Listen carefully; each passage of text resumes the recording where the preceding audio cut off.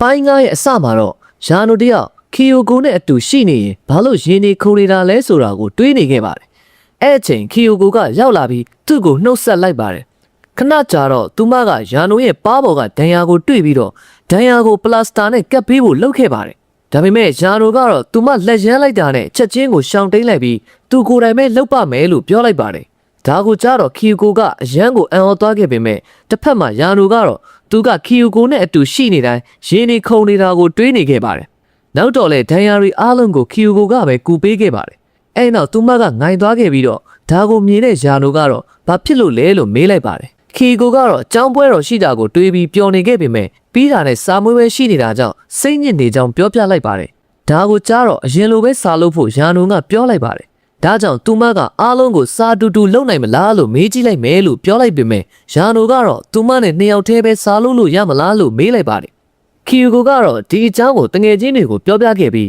းဒီတစ်ဖက်တနင်္ဂနွေနေ့ကျရင်သူမရဲ့အိမ်မှာပဲယာနိုနဲ့အတူတူစာလုပ်ဖို့ပြောလိုက်ပါတယ်ခီယိုကိုကတော့သူမရဲ့အိမ်ကိုဖိတ်လိုက်တာကအဆင်ပြေပါမလားဆိုပြီးတော့တွေးနေခဲ့ပါတယ်ဒါကအိမ်တွင်းဒိတ်ဘောလို့ပြောလိုက်ပြီးတစ်ဖက်ကနေလာတဲ့ဟာရှီဘကလည်းကြားသွားခဲ့ပါတယ်ယာနိုကတော့ပကြီကန်းထဲမှာပဲပုံဆွဲနေခဲ့ပြီးဘေးကတာနာကလည်းကြည်နေခဲ့ပါတယ်သူကဒါကအတန်းကောင်းဆောင်ရဲ့ပုံလားလို့မေးလိုက်ပေမဲ့ယာနိုကတော့သူကရုပ်ထုပုံကိုဆွဲနေတာပါလို့ပြောလိုက်ပါတယ်ဒါပေမဲ့ပုံကခီကိုရဲ့ပုံဖြစ်နေလို့သူကအရန်ကိုအံ့ဩသွားခဲ့ရပါတယ်ဒီအချိန်ဟာရှီဘကလည်းရောက်လာခဲ့ပြီးတာနာကာကတော့ခီယိုကိုရဲ့ပုံကိုလာကြည့်ဖို့အတွက်ပြောလိုက်ပါတယ်ယာနိုကတော့ဒါကဘာလို့ဒီလိုဖြစ်နေလဲမသိဘူးလို့ပြောလိုက်ပေမဲ့ဟာရှီဘကဒါဟာအတူတူစာကြက်ရမှာကြောင့်ဖြစ်နိုင်တယ်လို့ပြောလိုက်ပါတယ်ဒီစကားကိုကြားတော့ယာနိုကဘယ်လိုလုပ်သိတာလဲလို့မေးလိုက်ပြီးဟာရှီဘကလည်းပြောလိုက်မိလို့လန့်သွားခဲ့ပါတယ်အဲ့အချိန်တာနာကာကတော့စားလို့ရတာပြောစရာကောင်းမှာပဲလို့ပြောလိုက်ပြီးသူပါဖို့ပြောနေခဲ့ပေမဲ့ဟာရှီဘကတော့သူ့ကိုတစ်ချက်ထုပစ်လိုက်ပါတယ်အဲ့နောက်မှာတော့တာနာကာတို့ကယာနိုကိုတေချာလေးဝစ်စားကိုရွေးချယ်သွားဖို့အတွက်တတိပေးလိုက်ပါတယ်တစ်ဖက်မှာလည်းခီယိုကိုကမိတ်ကပ်လိမ့်တာကိုစူးစမ်းနေခဲ့ပါတယ်သူမကယာနိုနဲ့တွေ့ဖို့အတွက်အစီအပြေအောင်လို့စူးစမ်းနေခဲ့ပြီးယာနိုကိုလည်းစာလန်းပို့ခဲ့ပါတယ်တစ်ဖက်မှာယာနိုကလည်းသူမရဲ့စာကိုအကြောင်းပြန်ပြီးသူမစိတ်မပြတ်သွားအောင်ဘာဝစ်သွားရမလဲလို့မေးလိုက်ပါတယ်ဒါကိုကြားတော့ဟာရှီဘကပုံမှန်အဝတ်စားကိုပဲဝတ်သွားလဲရပါတယ်ဆိုပြီးပြောလိုက်ပြီးတော့တာနာကာကရှောက်ပြောနေတာပါလို့ပြောလိုက်ပါတယ်ပြီးတော့သူကအဝတ်စားနဲ့ပတ်သက်ပြီးရွေးချယ်လို့ရတဲ့ software တွေကိုယာနိုကိုပြလိုက်ပါတယ်ပြီးတော့သူတို့ကယာနိုကိုလိုက်ဖက်တဲ့အဝတ်စားတွေကိုရွေးချယ်ပေးခဲ့ကြပါတယ်ဟာရှီဘကတော့ပြန်ကန်နီးမှာယာနိုကိုစပင်ပုံစံလေးပြောင်းသွားဖို့အတွက်အကြံပေးခဲ့ပါတယ်တစ်ဖက်မှာလည်းခီယိုကိုကယာနိုအတွက်ပလတ်စတာတွေကိုသွားဝယ်ခဲ့ပြီးသူမအတွက်လည်းမိတ်ကပ်တွေကိုရွေးချယ်ခဲ့ပါတယ်ပြီးတော့ခီယိုကိုကမဲရီကိုသူမနဲ့ယာနိုကိုစကားပြောထားတဲ့စာတွေကိုပြသခဲ့ပြီးယာနိုကဘလောက်ထိချစ်စရာကောင်းတယ်ဆိုတာကိုပြောပြနေခဲ့ပါတယ်ပြီးတော့သူတို့ကအတူတူမုတ်စားခဲ့ကြပြီးမဲရီကတော့ခီယိုကိုယာနိုရဲ့ဘာတွေကိုသဘောကျတာလဲလို့ပြောလိုက်ပါတယ်ဒါကြောင့်သူမကယာနိုရဲ့အမူအရာနဲ့ပတ်သက်ပြီးတော့လည်းသဘောကျကြောင်းပြောပြလိုက်ပြီး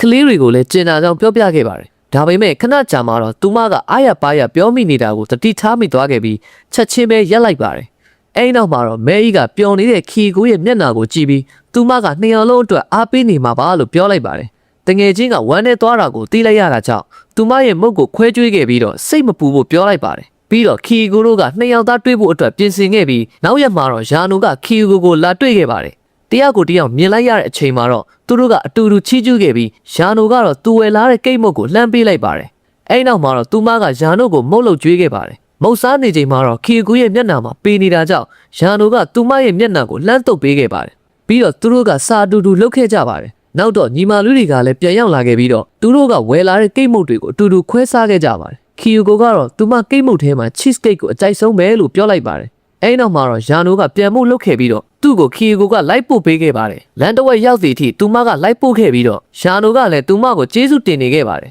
ပြန်ကန်ဒီမှာတော့သူမကယာနိုကိုဒီနေ့ကပို့ပြီးမိုက်နေတယ်လို့ပြောလိုက်ပါတယ်ပြီးတော့ဒီအတွက်သူမကရင်ခုန်နေခဲ့ကြောင်းလည်းပြောပြလိုက်ပါတယ်နောက်ရက်မှာတော့ခီကိုကအခန်းရှင်းရင်းနဲ့သူမကစာအုပ်ကိုတွေ့လာခဲ့ကြောင်းပြောပြလိုက်ပါတယ်ပြီးတော့ဒါကသူတို့မူလာတန်းတုန်းကတင်ခဲ့တဲ့စာအုပ်တွေပဲလို့ပြောပြခဲ့ပြီးစာအုပ်ထဲကအကြောင်းအရာတွေကိုဖတ်ကြည့်နေခဲ့ကြပါတယ်ပြီးတော့သူတို့ကကိုယ့်ရဲ့မွေးနေ့ကဘယ်နေ့လဲဆိုတာကိုပြောပြခဲ့ပြီးယာနိုရဲ့မွေးနေ့ကနောက်2ရက်နေရင်ဆိုတာကိုသိသွားခဲ့ကြပါတယ်ယာနိုရဲ့မွေးနေ့ကိုရောက်တဲ့အချိန်မှာတော့သူကကျောင်းကိုရောက်လာချိန်မှာအခန်းထဲကသူ့ရဲ့စပွဲပေါ်မှာမုတ်တွေအများကြီးတင်ထားတာကိုတွေးလိုက်ရပါတယ်ဒါကိုမြင်တော့သူကအံ့ဩနေပြီးအားလုံးကလည်းသူ့ရဲ့မွေးနေ့ကိုဝိုင်းပြီးတော့ဂုဏ်ပြုပေးခဲ့ကြပါတယ်ခီယိုကိုတို့ကယာနိုရဲ့အမူအရာကိုမြင်တော့အားလုံးကဒါဟာသူ့အတွက်ပထမဦးဆုံးကျောင်းမှာပြုတ်လုပ်တဲ့မွေးနေ့ဆိုတာကိုသဘောပေါက်သွားခဲ့ကြပါတယ် ဒါကြောင့်သူမတို့ကယာနိုအတွက်မွေးနေ့ကိုပိုပြီးထူးခြားအောင်လုပ်ပေးဖို့အတွက်စိတ်ကူးခဲ့ပါတယ်